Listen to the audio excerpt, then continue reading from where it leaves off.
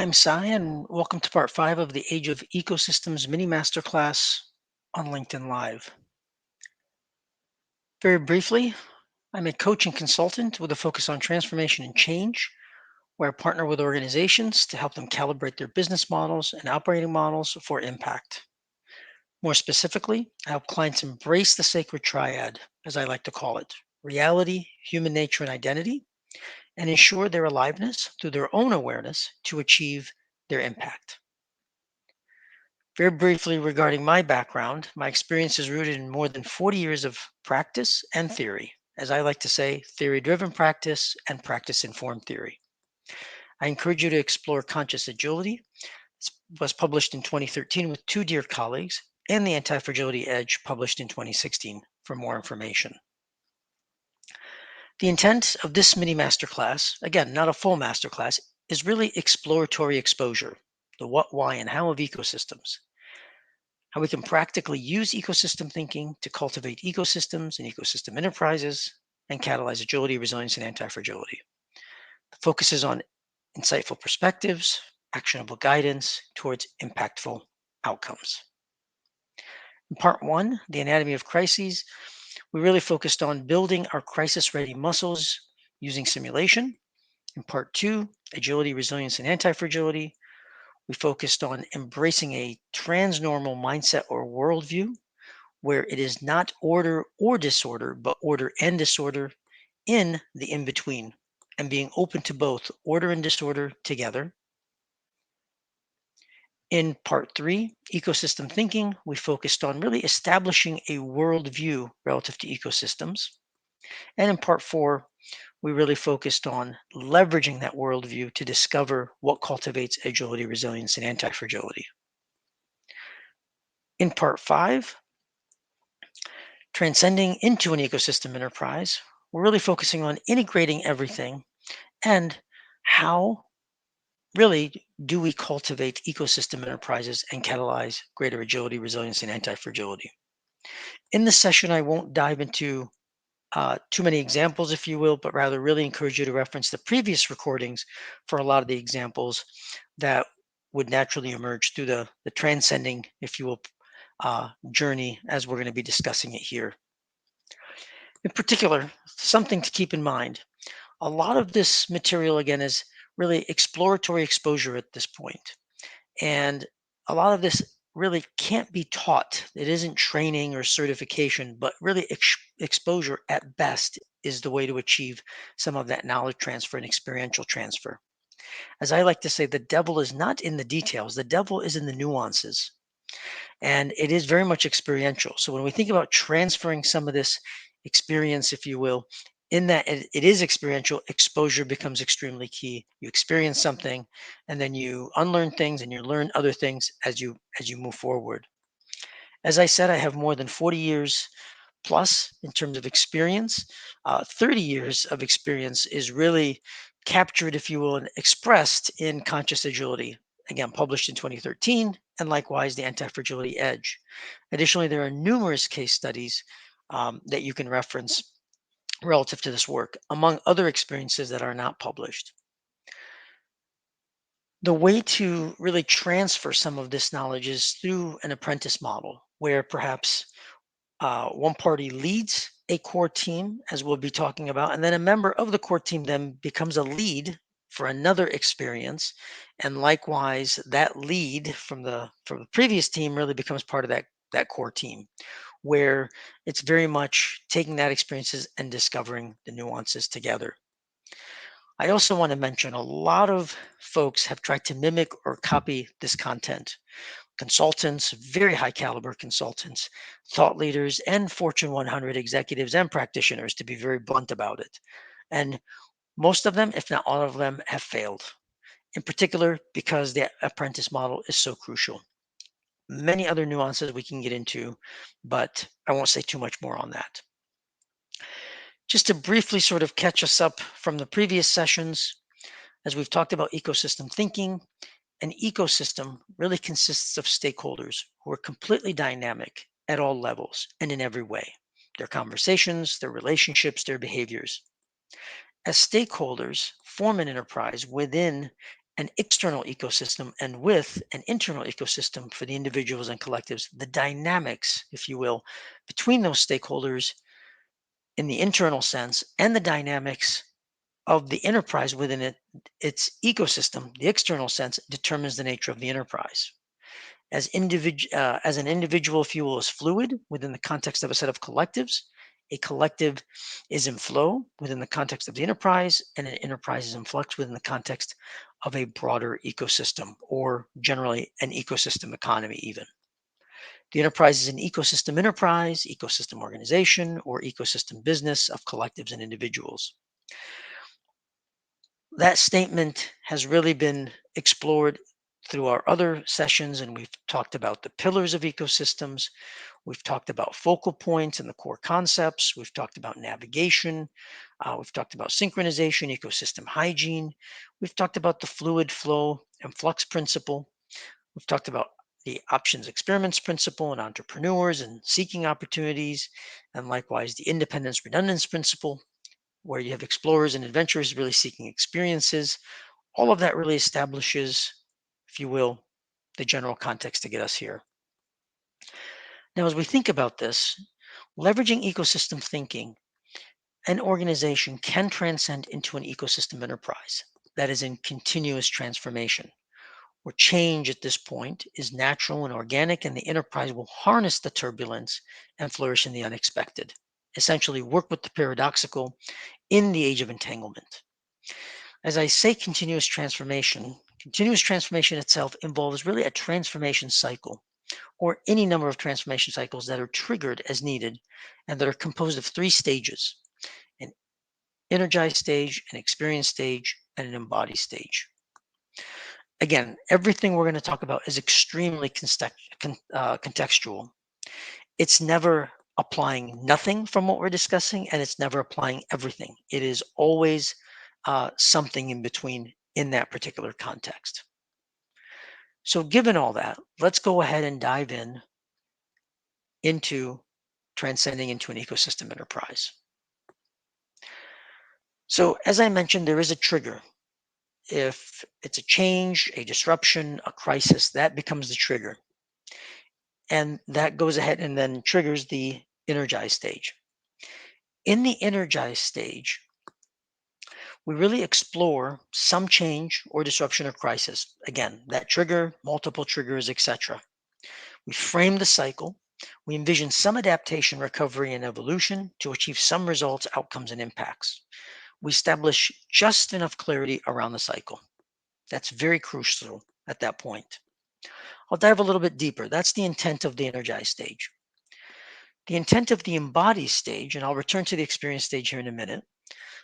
The intent of the embodied stage here in this stage, we want to ensure the adaptation, recovery, and evolution due to the change, disruption, or crisis, the triggers is embodied.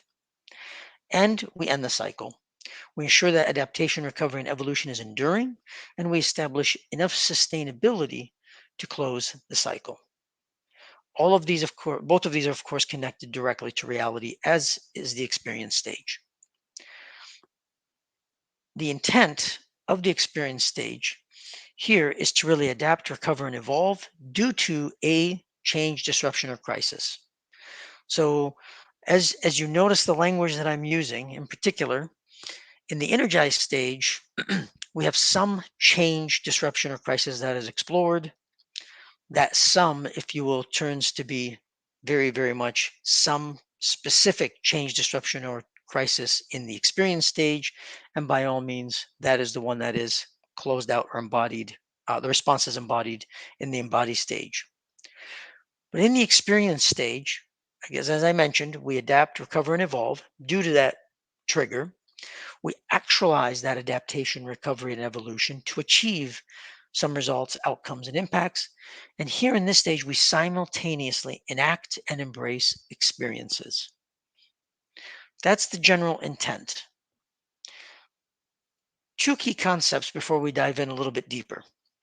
There's the whole notion of a value model, and this is really about VUCA and strengths and weaknesses and opportunities, opportunities and threats.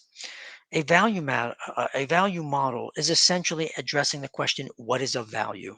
And we can dive deeper, but that is the general intent of it. In, I'll say, traditional terms, this is a business model. We also have the concept of an engagement model, and this is really around UDA and observe, orient, decide, and act. Here, an engagement model really is focusing on the question of how we generate value.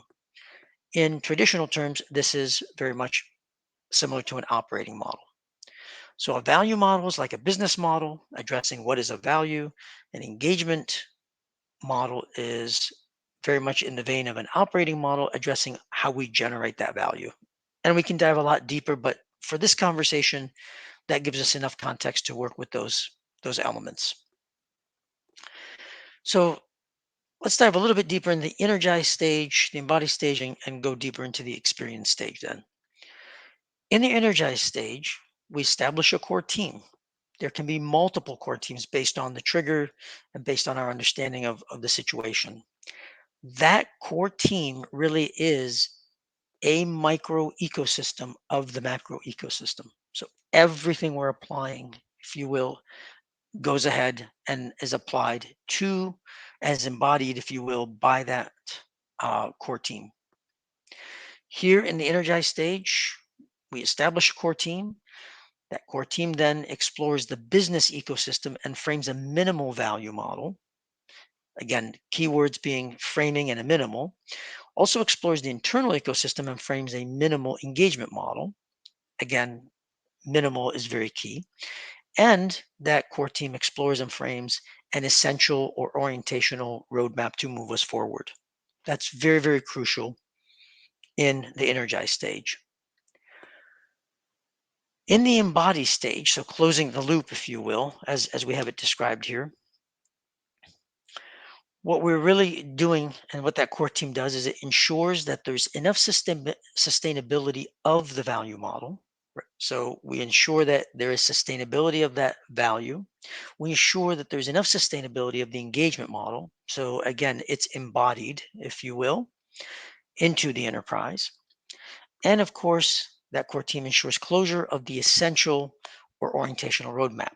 At that point, it's not a question of simply completing the roadmap because it is orientational, that there is essentially enough of a degree of closure that we can say the cycle is closed.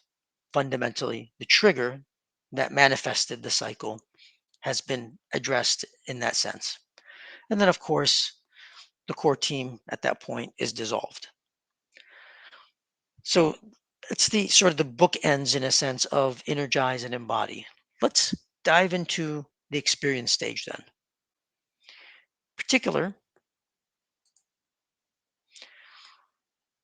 the experience stage, in this stage, as we've already mentioned, we want to go ahead and really adapt, recover, and evolve due to that change, disruption, or crisis. Actualize that adaptation, recovery, and evolution to achieve those results, outcomes, and impacts. And the key thing here is simultaneously enact and embrace experiences. So, in that simultaneously enact and embrace experiences, we have fundamentally two substages. You could look at them. In the enact substage, here, we enact and activate the engagement model to achieve results. That's very, very crucial. That's the engagement model. And we refine that engagement model to ensure that these outcomes and impacts manifest. In parallel, we have the embrace substage. Here, we're likewise embracing or contextualizing the results through the value model, and we're refining and maturing the value model to ensure those outcomes and impacts. So there is a delicate balance and a delicate integration that's occurring really between, if you will, the engagement model and the value model. And that is really what's happening simultaneously. Given everything that we've talked about, fundamentally, the core team uses everything that we've discussed to cultivate the ecosystem enterprise and catalyze agility, resilience, and anti fragility. Very much all the things that we've mentioned, all those concepts of focal points, navigating, synchronizing, ecosystem hygiene, the fluid flow and flux principle, independence and redundance, The options and experiments manifests through this core team and likewise across the ecosystem. Individuals that are involved, the leadership and their risk savviness begins to manifest through the conversations, relationships, and behaviors, the collectives and the conflict and the tensions that they address, the teams and teaming that manifest the communities, and likewise the enterprise itself and the life cycle and the cycles that manifest and the scales in panarchy and the ecosystem, if you will, at that point is manifesting greater agility, resilience, and anti-fragility across all those levels. So, at a very, very high level, this essentially is what allows us now to begin to take all those concepts, contextualize them, and leverage them.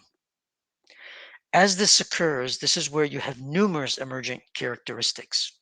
You have an understanding of, for example, commitment and accountability that manifests, ownership and empowerment, the focus that's needed, the discipline that's needed, the whole notion of trust, if you will, begins to manifest, and purpose.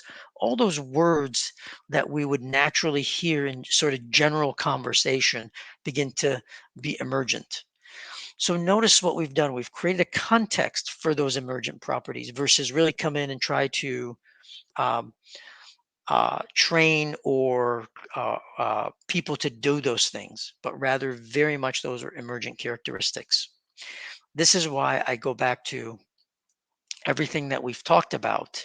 And this approach is very crucially um, something that is experiential. There's a lot more depth to, of course, this whole notion of transcending into an ecosystem enterprise. What I've attempted to do here is simply give you a glimpse into that, but it really integrates everything from the previous sessions that we've had together. A lot more depth that we can get into, but this gives you a sense, if you will, exposure to transcending into an ecosystem enterprise. Again, I'm Sai, and thank you for joining part 5 of the Age of Ecosystems mini masterclass. I encourage you to review parts 1 through 4, including this, as you'll surely gain more insights as you take a deeper look across all of those. And by all means, don't hesitate to directly follow up with me if you have any questions. Thank you.